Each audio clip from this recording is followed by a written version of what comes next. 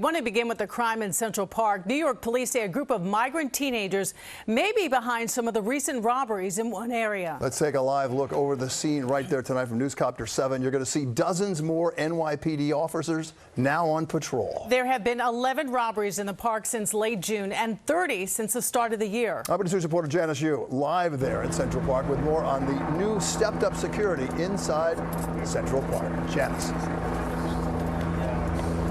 Well, Bill and Sade, if you're in Central Park today, there is no way you are missing the amount of officers that are now gathered. They're set to deploy soon, but I want to kind of set the scene for you. So we have the officers on the horses here. We have officers on bicycles. We have other officers who will be going throughout the park, keeping an eye on things. We're told about 40 extra officers here. Where we are, this is West 59th Street. There is a mobile command here as well. We're waiting for a news conference that'll begin here shortly as they talk about kind of what their goal is, how they're deploying, and what the rest of the night will look like. Now, I did have a chance to talk to an assistant chief earlier today, and he tells me there are some elements to these crimes that we have been seeing. There's elements that he has never seen before in his career. As a food vendor in New York City, Alan Kemp has seen it all, but lately he's even more watchful in Central Park. You know, I can't afford to get robbed, ripped off, mugged, stabbed. I heard that people are getting stabbed, and I can't afford to go through that, not at my age. His fear, a result of the recent increase in crime in the park. The most recent, a mugging Tuesday night near 62nd and West Drive.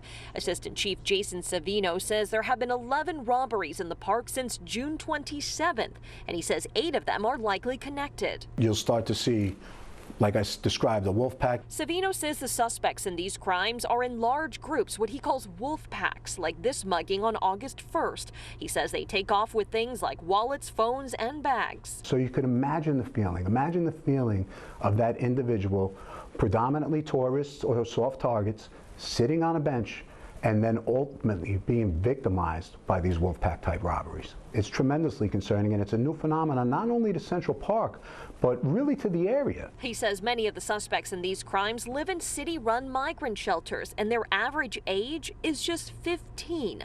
Police arrested an 11-year-old Tuesday night after he allegedly stole a phone from someone on the number 7 train. Assistant Chief Savino says the same kid was seen on video using credit cards stolen during a robbery in Central Park. Although they're very young, very impressionable, they do have a big influence on this group, and that's something we haven't really readily seen. It's one of the first times I've ever seen it in my career.